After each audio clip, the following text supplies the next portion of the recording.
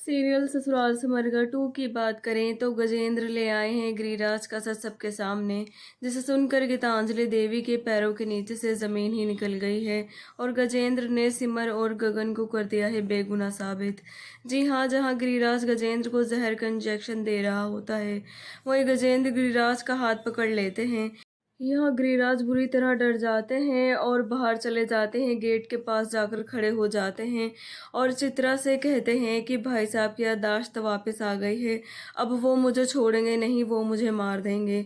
वो ये कहकर गिरिराज वहाँ से भाग जाता है और अब गजेंद्र बाहर जाते हैं तो गीतांजलि देवी कहती हैं कि अब तुम्हें कोई कुछ नहीं कर सकता है और हमने उस गगन नारायण को उसके असली जगह पहुँचा दिया है और उसने ही तुम्हारे ऊपर जानलेवा हमला किया था। गजेंद्र कहते हैं कि लेकिन गगन ने मुझ पर गोली नहीं चलाई थी। ये सुनकर सब चौंक जाते हैं और गजेंद्र कहते हैं कि मैं दावे के साथ अपने होशो-हवास में ये बात कह रहा हूँ कि गगन ने गोली नहीं चलाई थी। गजेंद्र कहते हैं कि मुझे बताने में भी शर्म आ रही है, मुझ पर हमला करने वाला कोई और नहीं बल्कि अपना गिरिराज ही था। ये सुनकर गीतांजलि देवी के होश उड़ जाते हैं।